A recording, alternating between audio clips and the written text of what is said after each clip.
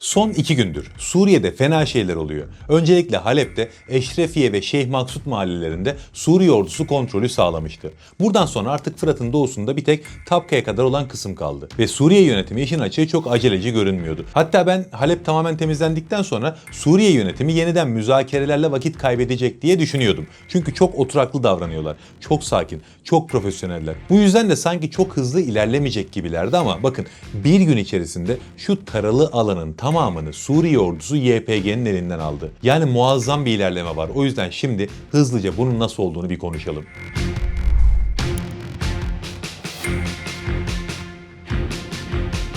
Öncelikle Halep'te Suriye ordusu terör örgütünün kontrolü altındaki mahallelere girince YPG hemen Halep kırsalındaki Deir Hafir civarını militanlarıyla doldurmaya başladı. Halep'te tutunamayanlar burada bir kasabada tutunacaklarını iddia ettiler. Hatta çok da büyük laflar ettiler. Gelin bekliyoruz, asla geri çekilme olmayacak filan gibi açıklamalar yaptılar. Ama zaten Suriye'de devrimden sonra, yani Esad rejiminin devrilmesinden sonra YPG hep aynı yolu izledi. Bakın çok fena şeyler olur diye açıklamalar yaptılar. Suriye ordusu gelince de topuklayıp kaçtılar.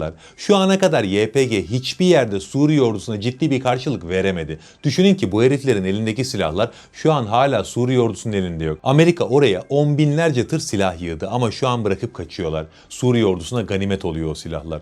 Deir Hafir'de de aynı şey oldu. Suriye ordusu sınıra gelince hayır buradan çıkmayacağız, savaşa hazırız dediler. Suriye ordusu topçu atışlarıyla bölgedeki terör mevzilerini vurmaya başladı ve bölgedeki teröristler buradan kaçabilmek için ateşkes istediler ve terör örgütü Halep'in doğusundan tamamen çekilme kararı aldı. Hatta sonrasında terör elebaşı Mazlum Abdi yeni bir açıklama yaptı. Saat sabah 7'de Fırat'ın batısındaki bütün bölgelerden çekileceğiz dedi. Tabi burada yine ulvi bir amaçtan bahsettiler. 10 Mart mutabakatına uyma konusundaki iyi niyetimizi göstermek için dostların araya girmesiyle böyle bir karar aldık filan diye açıklamalar yaptılar. Ve Fırat'ın doğusundan tamamen çekildiklerini açıkladılar. Suriye yönetimi buna kanacak mı diye düşündüm işin açığı. İnşallah olmaz dedik. Çünkü böyle zamanlarda başladığını bitirmen lazım. Öyle de oldu. Suriye ordusu durmadı. Zaten Fırat'ın batısında kalan Meskene bölgesine de Deir Hafir'den sonra hızla giriş yaptılar. Bu süreçte de bir sürü PKK'lı terörist Suriye ordusuna teslim oldu. Şimdi buradan sonrası ayrı bir güzel. Çünkü PYD Fırat'ın batısını tamamen Suriye ordusuna bırakınca kurtulduğunu düşündü. Ama tabii ki esas olay bundan sonra başladı. YPG bazı bölgelerde Suriye ordusuna ufak çaplı saldırılar yaptı. Aman dileyip affedilen teröristlerin haince yaptığı saldırılara şahit olduk. Sonra da Suriye ordusu Tapka'ya giriş yaptı. Şimdi buradan sonrası artık Rakka ve burada ciddi bir kırılma yaşandı. Zaten 2 günde bu kadar büyük bir bölgenin kontrol altına alınma sebebi o kırılmaydı. Suriye ordusu operasyonu başlatınca SDG bünyesindeki Arap aşiretler yavaş yavaş taraf değiştirmeye başladılar. Biliyorsunuz SDG tek başına PYD'den oluşmuyor. Bunun içerisinde Arap aşiretler de var. Yani Amerika'nın kontrolü altına giren o bölgedeki bütün gruplar SDG'yi oluşturuyor. Ve o grupların çoğunluğu PYD'den değil. Daha çok ABD'den korktuğu için o çatı altındaydı bugüne kadar. Şimdi fırsatı bulunca hemen taraf değiştirmeye başladılar. Ve özellikle Rakka kırsalında, Deir Zor kırsalında, hatta daha da ileri götürelim, Haseke'nin güneyinde bile belli noktalarda Arap aşiretleri askeri noktaları YPG'nin elinden almaya başladı. Daha Suriye ordusunun girmediği bölgeler buralar. Aşiretler buralarda yavaş yavaş YPG'yi def ettiler. Ardından Suriye ordusuna ve Yeni Suriye Devleti'ne bağlılıklarını ilan ettiler. Aşiretlerin taraf değiştirmesi de çığ gibi büyüyor. Yani hiç beklemediğimiz kadar hızlı şekilde haritanın renginin yeşile döndüğünü görme ihtimalimiz yüksek. Tabi bu 2 günde çok önemli şeyler yaşandı. Bir sürü ganimet ele geçirildi. Çünkü zırhlı araçları bile bırakıp kaçıyorlar. Hayatta kalabilmek için ne yapacaklarını şaşırmış durumdalar. Suriye ordusunun girdiği bölgelerde halk resmen sevinç çığlıkları atıyor. Çünkü yıllardır bu insanlar zulüm altında yaşadılar. Ayrıca bu kentler dışında çok önemli noktalarda ele geçirildi. Bir terör örgütünü zayıflatmak istiyorsanız onun arkasındaki desteği ve ekonomik gücü elinden almanız gerekiyor.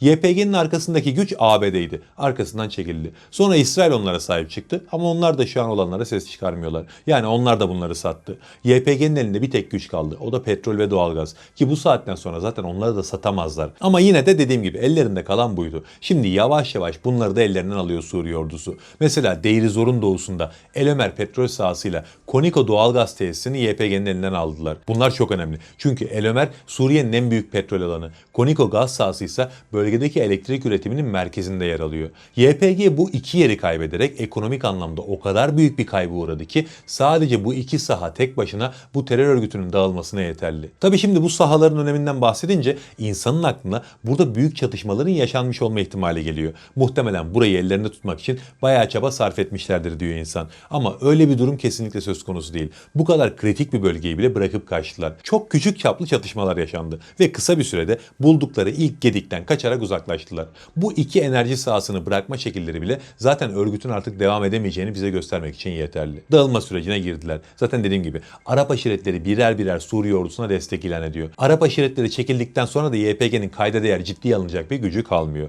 Ben bu videoyu hazırlarken Suriye ordusu Rakka'nın kırsalını tamamen kontrol altına almıştı. Merkeze sadece 5 kilometre kalmıştı. Yani merkeze de girmek üzereydiler. Belki ben bu videoyu yayınlayana kadar merkeze bile girecekler. Bakın gerçekten çok ilginç şeyler oluyor. Hani güncel gelişmeler yaşandıkça ben yine size bunları anlatmaya devam ederim. Ama onun öncesinde burada aslında geçen yıl yaşadığımız şeyi tekrar yaşıyoruz.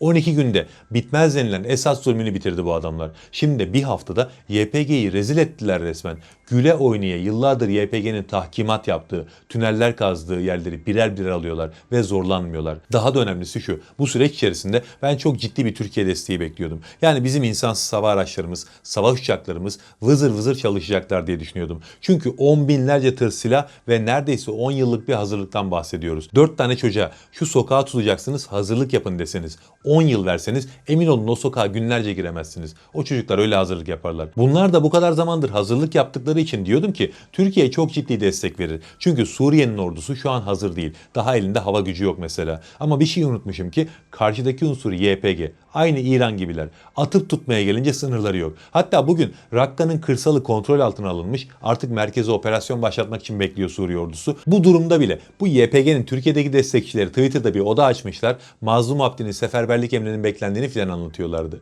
Seferberlik emri geldiğinde 2 güne Şam'a gireceğiz filan diyorlardı. Bunlar paralel evrende filan yaşıyorlar muhtemelen de dediğim gibi. İran'dan farkları yok. Lafa geldi mi aslan oluyorlar ama icraatte hiçbir şey yok. O yüzden düşünün ki bu operasyon daha Türkiye'nin açıktan desteğiyle bile yapılmadı. El altından destek var mıdır derseniz elbette vardır. Olmama ihtimali yok. Zaten operasyon videolarındaki zırhlı araçları filan detaylı bir şekilde inceleyin. Ne demek istediğimi daha net şekilde anlayacaksınız. Ama koskoca Türkiye için bu bir destek sayılmaz. Bizim Akıncılar, Aksungurlar, Bayraktarlar, Ankalar, F-16'lar en ufak bir hamle yapmadı. Sadece belli noktalarda birkaç kere kimliği belirsiz İHA'lar YPG'nin konvoyunu filan vurdu. Bu doğru. Ama birkaç nokta operasyondan ötesi yok. Bütün bunlara rağmen Suriye ordusu spor için yürüyüşe çıkmış gibi ilerliyor. Neredeyse hiçbir karşılık görmüyorlar. Yılların terör örgütü ve onun destekçilerinin Rojava hayali gözümüzün önünde en ufak bir zorlanma olmadan yerle bir oluyor. Önümüzdeki günlerde gelişmeler çok daha hızlı ilerleyecektir. Yeni gelişmeler yaşandıkça zaten detaylarıyla bu süreci konuşmaya devam ederiz. Ama size tek bir soru.